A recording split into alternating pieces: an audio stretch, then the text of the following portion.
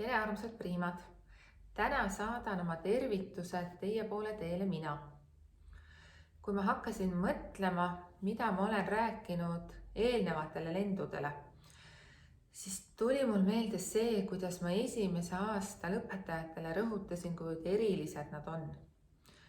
Kuivõrd erilises olukorras nad on ning kuivõrd suur asi on olla tegelikult ühe uue kooli loomise juures. Teise aasta lõpetajatele ütlesin ma seda, et kuigi nad on üle elanud oma eelmise kooli kaotuse, on nad siiski meie koolis teerajajad. Kui vanades koolides käidi mööda kindlaid, teada ja tuntud radu, siis siin olid nemad need, kes need rajad sisse tallasid ja neid radu mööda käivad edaspidi väga paljud gümnasistid. Armsad priimad, võin teile öelda peaaegu kõike seda ja rohkemgi veel. Ka teie olete kogenud väga palju, olete üle elanud oma kooli kaotuse valu ja uue kooli loomise valu. Tulite toime esimesel väga keerulisel, segadusi ja võib-olla väga palju emotsioone teise aastal. Elasite üle ka koolijuhi vahetuse. Lisaks sellele tabas eelmisel aastal meid kõiki viirus nimega koroona, ehk olete päris palju pidanud olema ka distantsõppel. Ning usun, et mitte keegi meist ei oleks osanud uneski näha, et see aasta tuleb selline, nagu ta tuli. Et teie kõik 3 gümnaasiumi aastat on olnud väga erilised. Te olete saanud väga palju kogemusi, nii häid kui halbu. Ja nüüd ma palungi teid, et te mõtleksite kõikide nende kogemuste peale, mida te saanud olete. Nii nende peale, mis teevad teid rõõmsaks, kui ka nende peale, mis võib-olla kohe naeratust suule ei too. Ja mõelge selle peale, mida on teil nendest kogemustest õppida.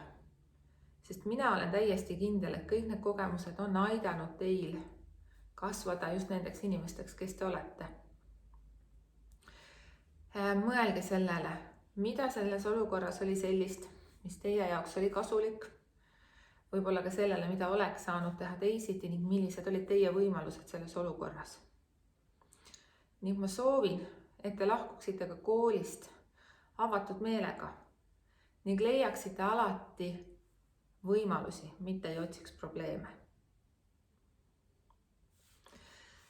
Tegin sügisel enda mentorrühmaga vestlusi ja enne vestlusi palusin neil joonistada ühele paberile, ühele pildile iseennast.